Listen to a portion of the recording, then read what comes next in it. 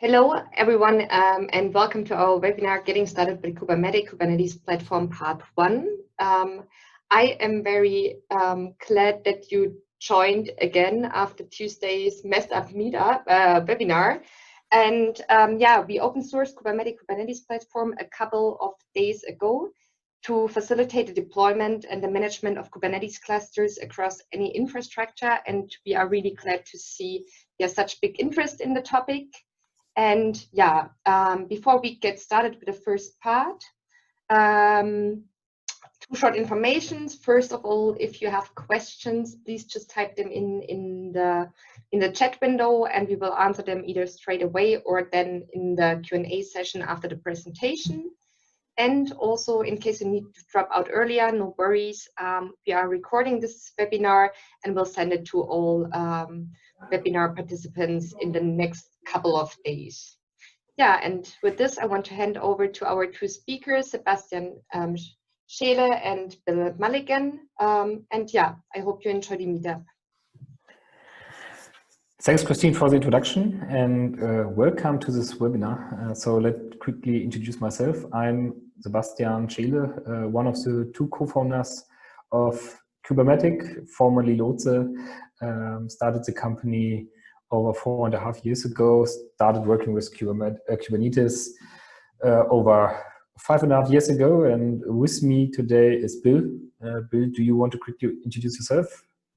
Sure. I'm Bill Mulligan. I've been working at Lotse for about 2 years now, and I work in business development. Okay, so the agenda for today is first, I will give you an overview and about the company quickly, but mainly about the history of the product, and then we will go more in detail into the product and also giving you a demo and telling you about the next steps. Let's start. As you potentially saw and heard, Kubermatic is now the name of the company. We started as Lotse, changing the name. We're currently a bit over 50 people with a quite distributed team, one of the top Kubernetes employers in Europe. We're really committed to open source. So if you're checking the Kubernetes CNCF statistics, we are number 5 corporate committer to the Kubernetes project. One of the projects we're really actively is the Kubernetes dashboard, but there are also other areas where we're heavily working on. The goal for Kubermatic is really helping our customers to automate their operation and helping them to use new technologies, new stuff in the cloud native universe. And what we really want to help is like, how do we transform and not only implementing in Kubernetes, because we see there are much more challenges around this, like talking about multi-cloud, hybrid cloud, and heavily working on how can we help with the operation in an automated fashion. And so if we look into operation in the old world, it was like traditional, a lot of the infrastructure was really like a vendor login. The developer experience was more I create a ticket and I needed 2 apps to create something and get back to me. This went well, a few hours, but sometimes it takes days or even weeks. And so it was never be really fast, and the developer had really not good user experience around this. This also relates to the fact that on the one side, nobody frees up his resources again because it was not a scalable infrastructure. So you take more or less resources you had and have it running all the time that you can process your peak consumptions, and this creates also high cost, and also typically a lot of the platform was deployed in a not fully automated way, and so downtimes was quite cost sensitive. And we did also a survey about the adoption of cloud native inside of the enterprise. And for us, really, it was interesting that adoption means more like 50% or the majority of the workload is cloud native. And what we see is there are already early adopters who are there and running, a lot of the workloads cloud native in multiple providers, multiple clusters, but we see it's starting now more and more, and we see there that customers in the next 3 years really want to move stuff into cloud native or running stuff side by side. But we see there a major trend in the next 3 years, and so that's why we're really open to work on these points and think now it's the right time also to provide Kubermatic as an open source solution, which helps customers to manage not only 1 or 2 clusters, which helps you to manage clusters at scale. And so the idea of Kubermatic, and especially Kubernetes platform, is really how can we help to automate operation, because what we're seeing now is more and more workloads will come up. It's similar like comparing in the shipping industry. In the past, the ships were much more smaller. Now with the scalable infrastructure, you're running more and more workloads, you scale it much more up and scale it down, and need much more flexibility, but also much more automations around this, because all this cannot be done manually anymore. On the one side, on the application side, Kubernetes itself is helping, but what helps you with the clusters and how to manage these clusters. And so we think there needs to be heavy automation around this, and we need to think about how we want to do this in the new world. So first of all, we want to have really on the infrastructure side the freedom of choice, depending on what workload I'm running. I'm in the cloud, in what country, which provider I can choose, that I can use the same infrastructure also in my own data center, up to the edge where I want to run a lot of workloads in smaller locations, in my factories, at the customer endpoints, and how do I manage this in a centralized way. On the other side, I really want to have a great developer experience, which means I want to provide a developer a self-service platform, an API-driven platform, so that they can provision and managing their infrastructure automated. And also on the operational side, as I get more and more workload, I really need to have this highly automated. And so I also, what Kubernetes provides me is this resilience and high availability for my applications. I want to have this for my whole infrastructure, that my cluster itself is self-healing, that all of my clusters are self-healing and completely high available. And in case I have an outage of an VM or some parts, the platform should reconcile on its own without that I need to do a lot of manual steps there.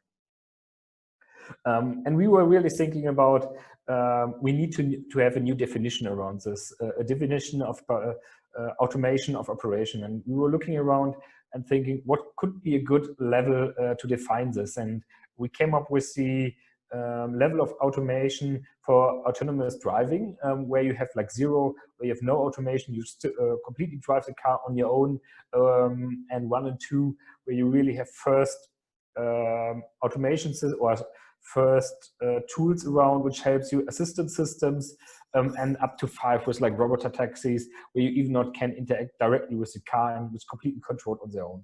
And we think something similar needs to define for operation, like in the old traditional ways, 0, no automation, you completely install the server manually, you install your workload manually, which went first with like first systems, which helps you to on the installation side, but also with like monitoring system, which monitors your system and informs you when something is not working as expected.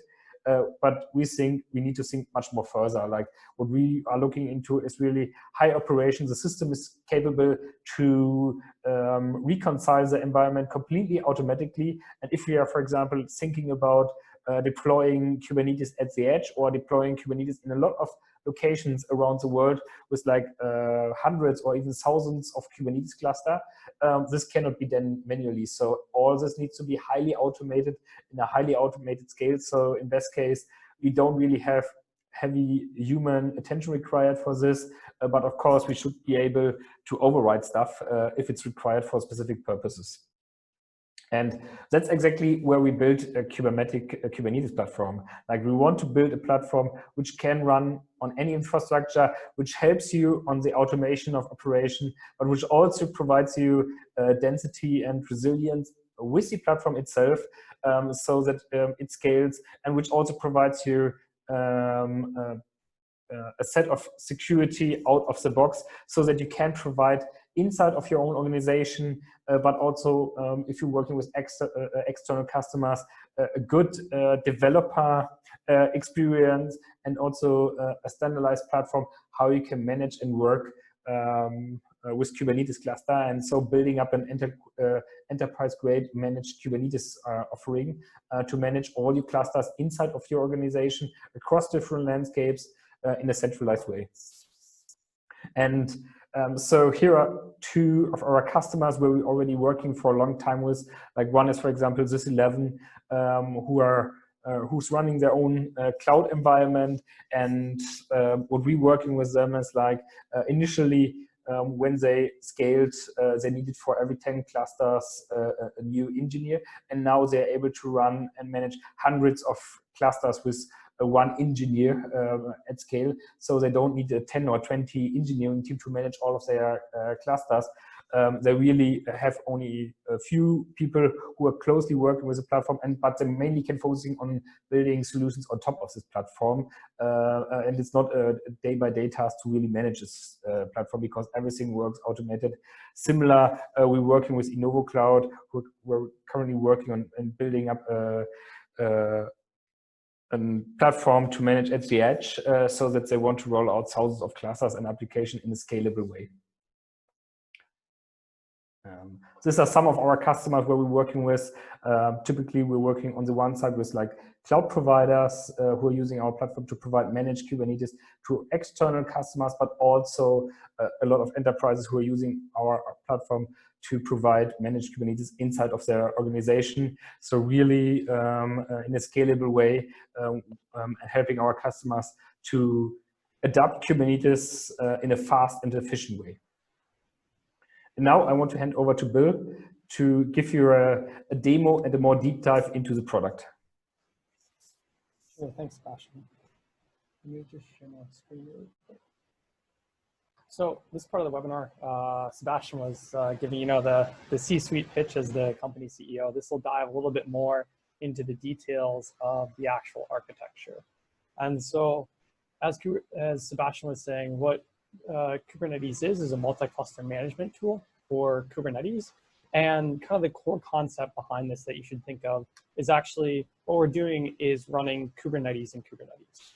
So when the company kind of began, we were a consulting company, and we were thinking about kind of going into customers, and they asked us to help, set up Kubernetes clusters. And as you go into customer and customer again, and their first question is, how do we set up Kubernetes clusters? Then we kind of think of, well, what's the best way to manage distributed systems? As we're running, we have customers that are running clusters on-premise in the cloud. We're trying to figure out what to do it. And the way we thought about it is, if we're saying Kubernetes is the best way to manage distributed systems, maybe then we could use Kubernetes itself to manage Kubernetes. And so what we're actually doing at the core of Kubernetes is leveraging the Kubernetes operator paradigm. And so at the core of Kubernetes, what there is essentially a reconciliation loop. You have a declarative API where you state kind of your desired state of the world. And then Kubernetes looks at the desired state and the actual state. And if there's any difference between the two of them, then there's a reconciliation loop that makes the actual state match the desired state. And this is the core of like how Kubernetes automates a lot of operations. And this is the core of what Kubermatic Kubernetes Platform does too, except for now, instead of managing pods or deployments or replica sets, we're actually managing is cluster deployment, configuration, lifecycle management. And so the way this actually works is... Bill, quick hint. We only saw the overview slide. Yeah. Okay. Yes. So next slide. And so at the very high level, what this looks like is, first, we're running an admin cluster that is managing the rest of our Kubernetes clusters.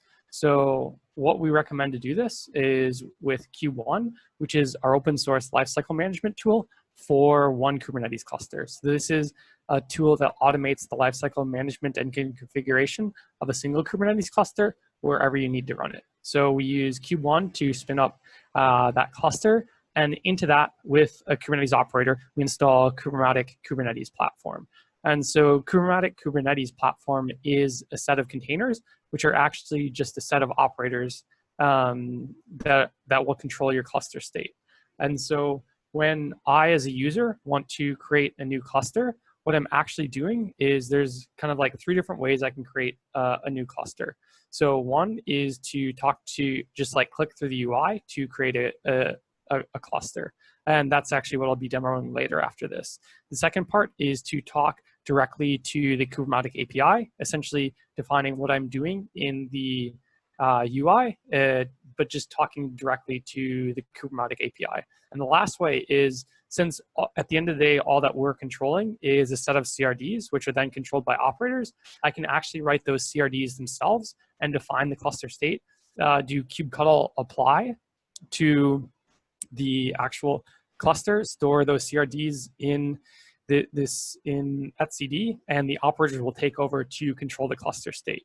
So kind of what this kind of emphasizes here is, with Kubermatic Kubernetes Platform, your whole stack is running based on Kubernetes. And as an operator, this really gives you the benefit of not having to learn a whole new tool, kind of like the tooling around it, the fault patterns, the best practices, because everything you know about Kubernetes can be exactly applied to Kubermatic Kubernetes Platform, because it's just applying those exact same concepts and best practices to managing a new object, which is your actual cluster state. So when I apply the CRD, what actually happens and what the operators are actually doing behind the scenes is, within this admin cluster, they're creating a new namespace, and they spin up the control plane as a set of containers. So as an operator, this really provides you 2 massive benefits. The first one is really the density that it provides you as you're running Kubernetes at scale.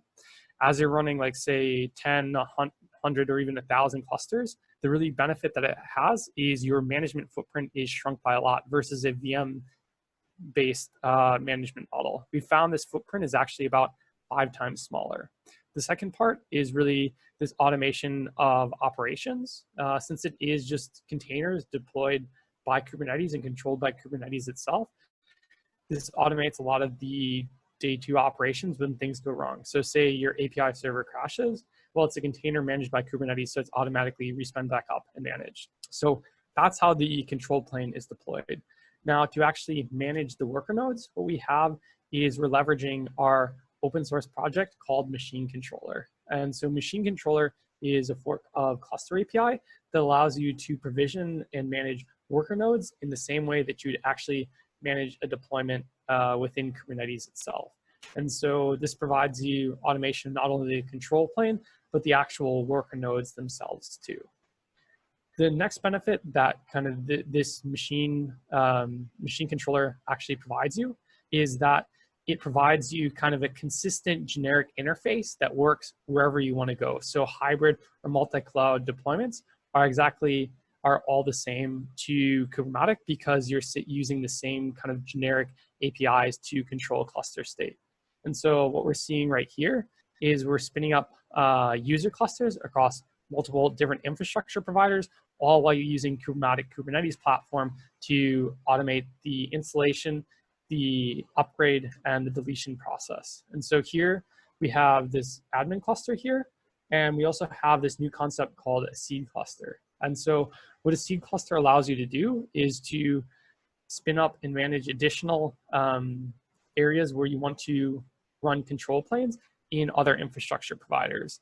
And so the benefit this provides you is it allows you to create and schedule the actual control plane of the user clusters closer to the user cluster nodes. And so here I have the admin cluster in AWS, and I can spin up clusters based on that with the control plane sitting in AWS. But I can also spin up additional seed clusters in my, like, say, on-premise OpenStack environment or in another cloud provider like Google Cloud, and then use Kubermatic Kubernetes Platform to provision both the control plane and the worker nodes of those clusters within the additional infrastructure providers. So what this provides you is one consistent generic way to do multi-cluster management wherever you need to deploy Kubernetes clusters. In addition to just hybrid and multi-cloud deployment scenarios, this also works for edge deployment scenarios. So the benefit of Kubermatic is this separation of the control plane and the actual worker nodes. So you can deploy the control plane in a more centralized location while actually having the worker nodes out on the edge. And this is actually super important for like edge computing scenarios, because most of the time these edge deployments are places with kind of constrained resources, and there's not a lot of room for additional management pieces. So before I jump into the platform controls, I'm going to switch over to the demo really quick. So remember, so what you're seeing right now is the Kubermatic UI, and everything you're seeing right now is essentially something that you can call within the Kubermatic API. And so at the top level right here, what we're seeing is our projects. So this is our most largest division of how to divide up like different either projects, teams, customers, however you need to separate your actual like end users. And so here we see like the classic like development, production, and testing. And if I dive into this production project, I can see that I have 3 clusters running right now. And so what we're actually seeing right now is exactly this hybrid and multi-cloud deployment scenario right now. So this demo system is actually running in Google Cloud, while I have user clusters running in AWS, in OpenStack, and in vSphere in our on-premise environment. So in each project, you can manage the members that have access to it. So if I want to add an additional member, I can add them as an owner, an editor, or a viewer. And based on this, it automatically generates the Kubernetes RBAC permissions and roles that you need directly in the Kubernetes cluster. So automating the whole user and identity management for your clusters and your infrastructure. This can be done both at the project level, at the cluster level, and at the namespace level, but we'll see that in a second. The second part here is the service accounts. So if you want to integrate something like CI/CD to automate other parts of your infrastructure, you can also do that through service accounts. So if I jump back up to my clusters here, the actual process of creating a cluster is super easy. So the first time I ever met Kubernetes, the first day on the job, they asked me to create a Kubernetes cluster, and it took me about 8 hours. I can now create a Kubernetes cluster in about 8 seconds. So if I go add a cluster, generate the name, choose Kubernetes, choose the version that you want to. The great thing about Kubermatic is that you can run multiple different versions of Kubernetes all within one kind of operational infrastructure, that single pane of glass. And you can also offer you can define which versions of Kubernetes you actually want to offer to end users. And so this is actually super important when something like CVE comes out and you want to move all of your users off an affected version. You can say the CVE affected version is actually no longer available. So for this one, I'll choose, say, a 1.17 cluster. So I click next. Then we can choose our infrastructure provider. We have lots of different infrastructure providers, all of the major ones. And in addition to the ones we see here, the process of adding a new infrastructure provider is pretty straightforward, because at the end of the day, all we're doing is creating and deleting actual like worker nodes. And so now I'll spin up an additional cluster, let's say in DigitalOcean. Choose your data center. This is also tailored to each cloud provider or infrastructure provider. Choose the preset that you want to use. So you don't actually have to give out developer tokens or API tokens to the infrastructure. You can just provide like presets. Choose the number of replicas you want, so the number of worker nodes you want to have, the actual node size, obviously tailored to the cloud provider, your operating system. So here we could do like a CentOS. Labels and taints based on your infrastructure. Next, there's just a review screen, and then create. And so what's actually happening right now is Kubermatic Kubernetes Platform is generating the CRDs, storing them within the etcd, and then the operators are taking over to instantiate our actual cluster. And so now this is kind of like the day one of the Kubernetes operation. Now, if we want to go into kind of day two operations, we can see exactly how this works and how Kubermatic automates this whole like day two story. And talking with our customers, the two major things that they see with their problems is, one is what happens when there's an actual infrastructure outage, and the second one is how do they automate the whole upgrade process. So I'll kind of dive into each of these two use cases specifically. And so if we go into this, we can see that we have a node deployment right here, and we can see that we have 3 worker nodes spun up. And so I can simulate an infrastructure outage right now. Say like one of our worker nodes got deleted. So what I said to Kubermatic Kubernetes Platform is I actually want 3 worker nodes within this infrastructure, but now I only have 2. So what is it going to do? It's going to automatically re-provision a new worker node for me. So sorting out the actual kind of like daily, what happens when like X crashes. And so what this looks like for kind of like an end customer is they can have an outage of their underlying infrastructure, and their Kubernetes platform and applications are able to self-heal through this control loop, through this reconciliation mechanism.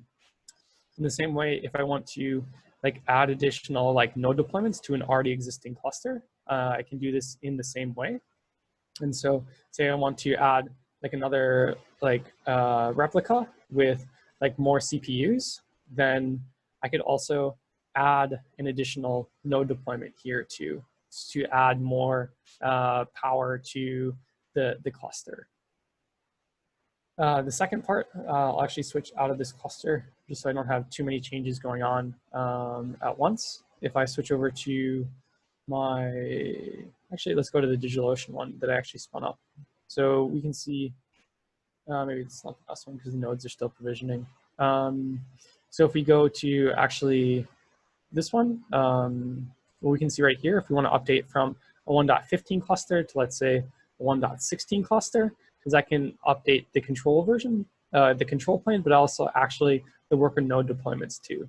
So if I change this, what's going to happen right now is the control plane is going to update. So what this is actually just updating the deployment of containers that is running within our admin cluster. And as these are redeployed and the API server comes back online, we'll actually see that now also the node deployments are actually changing too. And so by automating this whole upgrade process, we allow customers to upgrade hundreds of clusters without having to kind of do this manually in an error-prone way. This can be in an automated fashion and change clusters and be able to update clusters from one to the next in an automated way. So if we go into this node deployment right now, you can see that we have 3 1.15, 1.16 node spinning up right now. So once that node is provisioned, comes online and joins the clusters, one of these other nodes will actually start to delete. And so it automates the whole lifecycle management. In the same way, you can do rollout and rollback of deployments within Kubernetes. We're doing the exact same thing with our actual worker nodes at the clusters too. The next part on this is running Kubernetes RBAC. So as I said before, you can also generate user roles on both the cluster and the namespace level to control who has access to what. Now, if I jump back over to the slideshow, I'll go a little bit into like the platform controls. So what happens once you actually have the cluster up and running? Like how do you actually present, or how do you actually control things? So there's 2 main things that people are concerned about in terms of what happens for the day 2 operations. So the first is how do we control what our clusters look like and ensure that they always stay in compliance with what we want. And so the way that we do that is through our policies or add-ons. And so what these are, add-ons are certain things that you want installed into every single cluster. Say like you want to use Nginx as your ingress into every single cluster. And so you want that applied to every single cluster. Or on-premise, you have F5 as your load balancer, but in the cloud, you want to use Nginx. So what add-ons allow you to do is to essentially create a blueprint of how you want your clusters to look like and what should automatically be installed into. And you can define this in different sets of clusters. So like I was saying before, in all of our on-premise clusters, we should install an F5 load balancer. In all of our cloud clusters, we should deploy an Nginx cluster or Nginx load balancer. In the same way that we do this with add-ons that are being installed into the cluster, we can also do this on a policy level too. So both in networks policies and pod security policies, like say you don't want any containers running at root in your production clusters, well, then you can apply this policy. And if anybody goes in and tries to delete it, the great thing about Kubermatic is that it automatically realizes that there's a difference between the actual state and the desired state, so it'll go and reapply this policy. And so what this provides you as an operator, massive benefit here is it automates compliance for you. So rather than having to, as you're managing hundreds of thousands of clusters, rather than having to go check them all individually, it's automating compliance so that you always know that your whole infrastructure is in compliance with the policies and the add-ons that you have. The second part is infrastructure monitoring and logging. So how do you know that everything's in a healthy state and how do you ensure it stays that way? We provide Prometheus and Grafana out of the box for monitoring and an EFK stack for logging. So I'll quickly go and show what each of these looks like in Kubermatic. So if we go here into Kubermatic, we can see I want to add an add-on. The example here is like a node exporter, and I want to run, let's say, like 3 replicas. So I can install these. And so I can install each of these into the cluster. And so you can make all of your add-ons either mandatory in that every cluster needs to have them, or optional depending on the specific thing that you're trying to install. The second part, if we go over to Grafana, and I log in here really quick, we can actually see our whole infrastructure stack and all of the clusters that we're running. So if we go over to our dashboard of user clusters, we can see that right now in our demo instance, we're running 24 different Kubernetes clusters between AWS, DigitalOcean, KubeVirt, OpenStack, and vSphere. And obviously this is Grafana, so it's completely configurable to what you want to. Another thing is, like, say you want to check out what releases that you're running. So like a new bug or CVE came out, you want to check if any of your clusters have been affected by this. You can easily see that here. So it's giving you insight into your whole cluster infrastructure. Then the last part is, so this has been kind of like all talking about the operator experience, but now if we're going to talk about the developer experience a little bit, what this looks like for developers is actually that the question is, how do I go in, control, and deploy applications? So once an operator has set me up to a cluster and given me permission, the roles are actually generated right into Kubernetes itself. And then if I want to interact with the cluster itself, I can either download the kube config right here, or I can actually go in and directly interact with the Kubernetes dashboard. As Sebastian was saying before, we're the main developers of the Kubernetes dashboard. So this is the way we think the directly upstream version is what you should use. So if I'm a developer and say I want to deploy something into the cluster, I can either do it through kubectl apply, or I can do it directly through the UI here. So say I want to add Nginx, and I want to add like 3 of them. I can deploy this right into my cluster right now, and we can actually, in 3, 2, 1. Okay, not that fast. Our pod, okay, a second late.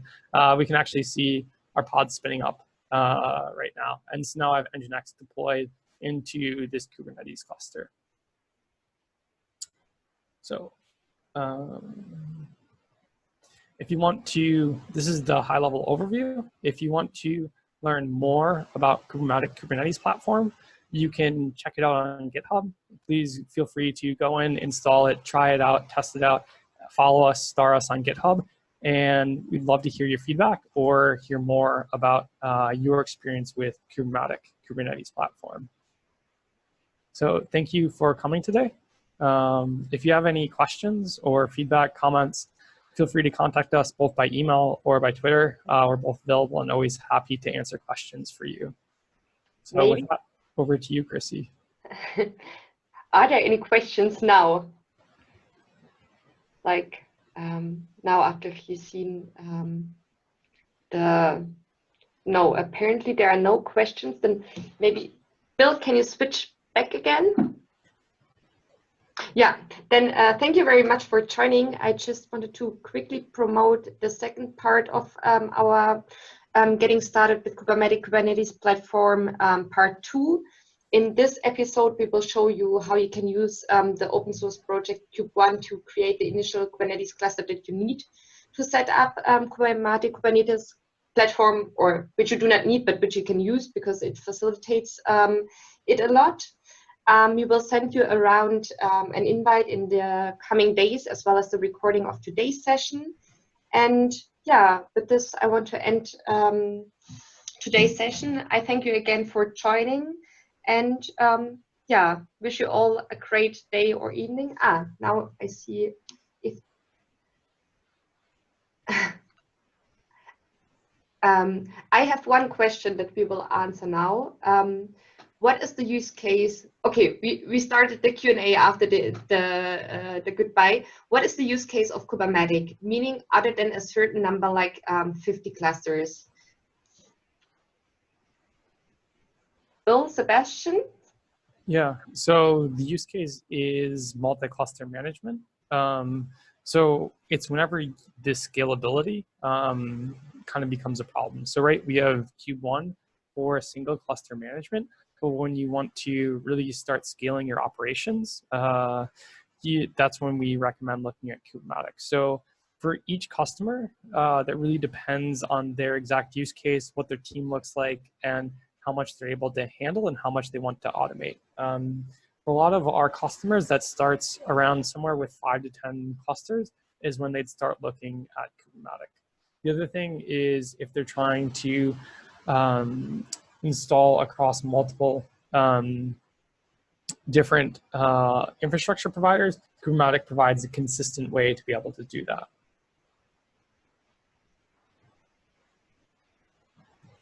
And Thank you.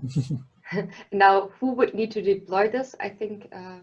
So it's usually the operations or the platform team that's actually deploying and managing the Kubernetes infrastructure. So in general, it's whoever is already managing the Kubernetes infrastructure right now will be the same people managing Kubermatic Kubernetes Platform kind of going forwards.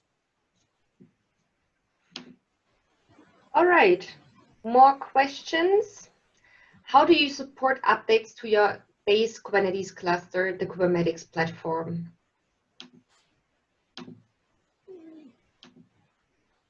So where do you see that question? It's in the chat. How do you support updates? Okay. So of the base Kubernetes cluster, so this can be installed into any Kubernetes cluster, but this is actually why we recommend using Kube1, which is the webinar for next time, because that helps automate the whole lifecycle management and upgrade story of that cluster that Kubermatic is installed into.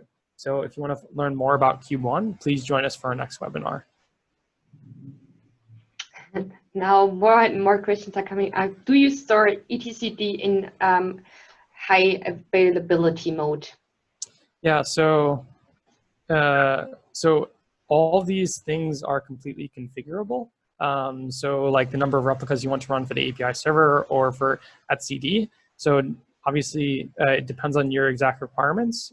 So maybe in a development setup, you don't want to spend the resources and would rather not run it in high availability mode. So you could just run one replica of etcd.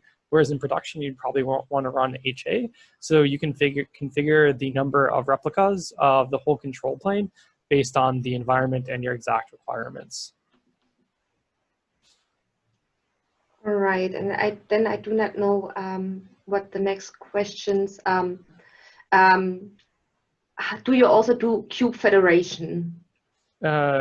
So we are looking into Kubernetes federation, but considering that it's still in very early alpha and upstream Kubernetes, it's not something that we recommend at this point, though it is some work and progress that we're following closely. For ingress controllers, this is up to you. Kubermatic Kubernetes Platform is a flexible platform, so whatever ingress controller you want to use is possible.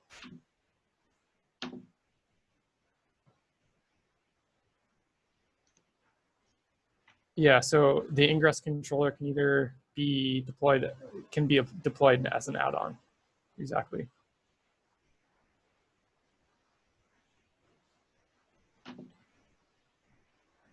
All right.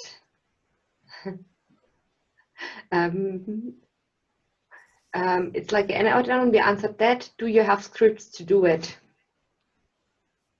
Yes, there are already add-ons which automatically do this, but at the end, it's you can include as an add-on any generic Kubernetes deployment.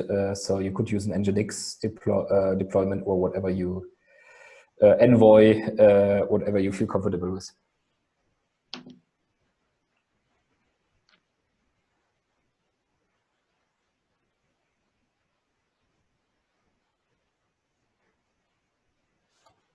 Great. Okay. Are there any additional questions?